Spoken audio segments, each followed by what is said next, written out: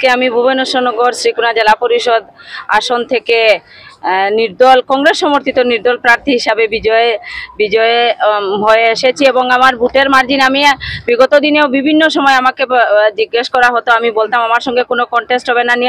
Near about আমার approx যেটা 11,000-এরও আমার ঊর্ধ্বে লিড ছিল।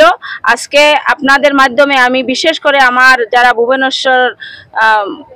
ভুবনেশ্বরনগর শ্রীকুনা জেলা পরিষদ আসনের যারা বিবেকবান ভোটাররা জনসাধারণরা আমাকে যেভাবে স্বতঃস্ফূর্তভাবে সহানুভূতি আবেগ ভালোবাসা দেখিয়েছেন ওদেরকে আমার অন্তরস্থল থেকে ধন্যবাদ জ্ঞাপন করছি এবং আশা রাখি আগামী 5 বছর আমার পরিবারের মতো ওদের সঙ্গে আমি অঙ্গাঙ্গিভাবে রক্তে ওদের সঙ্গে আমি থাকার চেষ্টা করব এবং আমি জানি ওরা উন্নয়নের স্বার্থে আমাকে বিবেকবান ভোট দিয়েছেন এবং এটা প্রমাণ পেয়েছি। আমি বারবার বলতাম আইএসবিটি থেকে বিজয় মিছিল বের হবে, সত্যি আজকে এটা প্রমাণিত হয়েছে এবং আমি আশাবাদী এবং আমি বিশ্বাস আগামী 5 বছর আমি খুব সুন্দর সুষ্ঠুভাবে এই জেলা পরিষদ আসন নিয়ে যে স্বপ্ন যে মনোভাব আমি দেখিয়েছি এটাকে একটা সুন্দর স্বপ্ন হিসাবে আমি গড়ে তোলার চেষ্টা এবং প্রচেষ্টা থাকবে।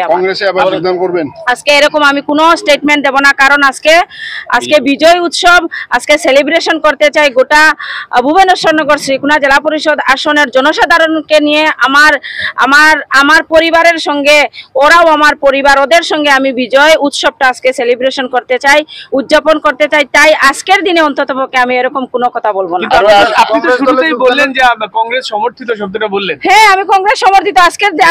আজকের দিনে আমি শিলচর জেলা কংগ্রেসের সাধারণ সম্পাদিকা।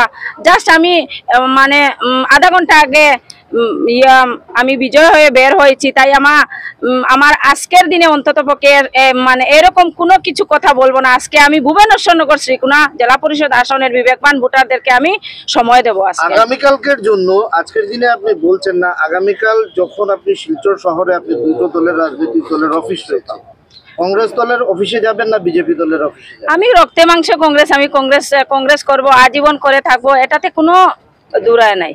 আপনি কি কংগ্রেস হয়ে কংগ্রেসকেই হারালেন? না, আমি কোনো কংগ্রেস হয়ে কংগ্রেসকেই হারাইনি। জনগণ প্রতিভা দেখে, জনগণ উন্নয়ন দেখে, জনগণ বিবেকমান ভোটার ওরা নির্ধারিত করেছে। আমি কোনো কংগ্রেসকে হারাইনি। আমি গোটা ভুবনেশ্বর জেলা পরিষদ আসনের যারা বিবেকবানরা ভোট দিয়েছেন ওদের আজকে জয় হয়েছে। আমি অলরেডি আমার বক্তব্যতে স্টেটমেন্ট দিয়েছি, বিগত দিনে কে বা কার এনওসি দিয়েছে এটা আমি ক্লিয়ারিফিকেশন দিয়ে দিয়েছি, যার জন্য আজকে আমার ব্যবধান 11,000-এর উপরে হয়েছে। কংগ্রেসকে ভোট দিয়েছেন না ফরিদাকে দিয়েছেন?